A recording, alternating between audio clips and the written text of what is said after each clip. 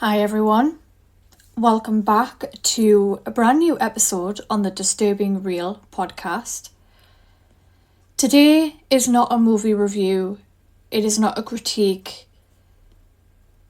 I just wanted to sit down and have a somewhat serious conversation about extreme cinema. But before we even get into why it exists, I think it's important to say something that often gets overlooked. Many of the directors working in extreme cinema are among the most disciplined, intentional filmmakers in the industry. Not because they shock, but because they refuse shortcuts.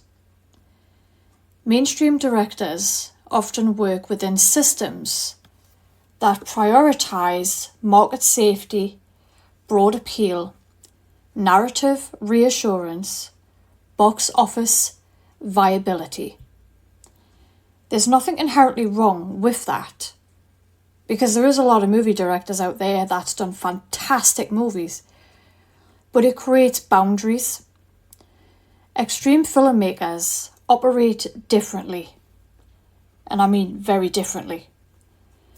They are often working with smaller budgets, fewer institutional protections, greater censorship risk, get that word out, and significantly less audience forgiveness, which means every creative decision is deliberate.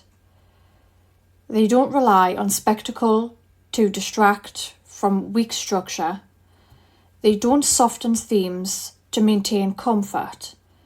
They don't resolve tension just to satisfy expectation. They commit. And commitment, especially when it risks rejection, is a form of artistic precision. That's part of why these directors are often misunderstood. Their films aren't engineered to please.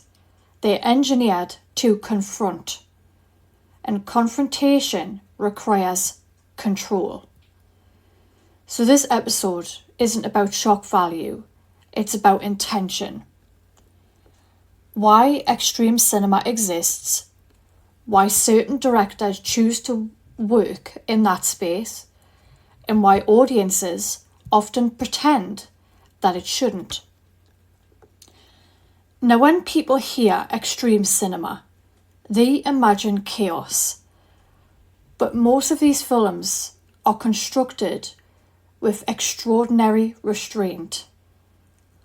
Longer takes, minimal scores, controlled framing, measured pacing. Nothing is accidental. If anything, extreme cinema often demonstrates more discipline than mainstream thrillers or horror films, which rely heavily on editing, jump scares, or emotional cues to guide reaction. Extreme films frequently remove those cues. They force you to sit in a scene without musical instruction, without rapid cuts, without emotional coaching. That's not laziness, it's control. Now, every culture produces art that reflects what it struggles to discuss openly. Extreme cinema tends to surface in moments where institutions are losing trust, sexual norms are being renegotiated, authority structures are being questioned, political tensions are rising. These villains don't invent darkness, they respond to it. The reason they feel extreme is often because they remove narrative cushioning around subjects we prefer to keep abstract. Power, domination, cruelty, complicity, desire without moral framing. When those subjects are presented plainly, we call it excess, but often it's exposure. One of the clearest differences between mainstream cinema and extreme cinema is reassurance. Mainstream narratives usually offer moral clarity, character arcs, redemption, consequence. Extreme cinema frequently withholds those. It presents power operating without apology, without narrative correction, without emotional relief. And that absence creates tension. Because we rely on narrative resolution to feel ethically stable, when a film denies that stability, we feel unmoored. That discomfort isn't accidental. It's structural. Now, most viewers don't reject violence outright. They reject violence that doesn't serve them.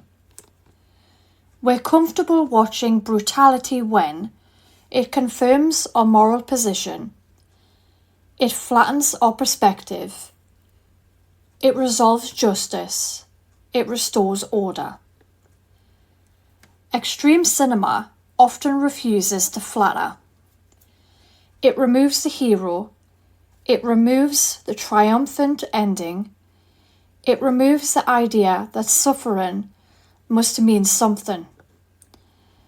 And without those anchors, the viewer has to sit with ambiguity. That's not something we're trained to do. It's also worth noticing how frequently extreme films are censored or banned. If something fictional is perceived as dangerous, that tells us something. Censorship isn't always about morality. It's often about containment. Containment of ideas that destabilize authority, representations that challenge control, narratives that don't reassure. Now, if we were fully confident in our systems, depiction wouldn't feel threatening, but often it does, and that's revealing.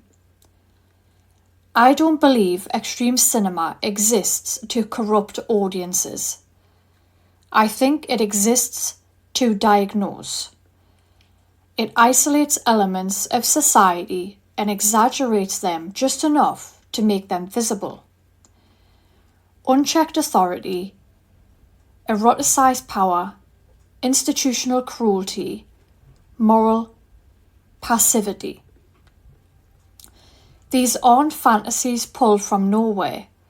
They're distortions of realities that already exist. And distortion can be clarifying. The disturbing reel isn't about testing endurance. It isn't about ranking the most shocking films. It's about examination. Slowing down, removing the noise, and asking, why was this made? Why now? What does it reveal? And why does it disturb us in this particular way? Sometimes discomfort isn't something to eliminate. Sometimes it's information. Extreme cinema doesn't create darkness, it reflects it, amplifies it, frames it without comfort. You don't have to enjoy these films, you don't have to watch them. But dismissing them without analysis prevents a deeper conversation. And that's the conversation I want to have here. In the next episode, we'll examine a film where power operates without accountability and look at what happens when authority no longer needs permission. Until then, consider this. If something feels extreme, what boundary is it exposing? And why does that boundary exist?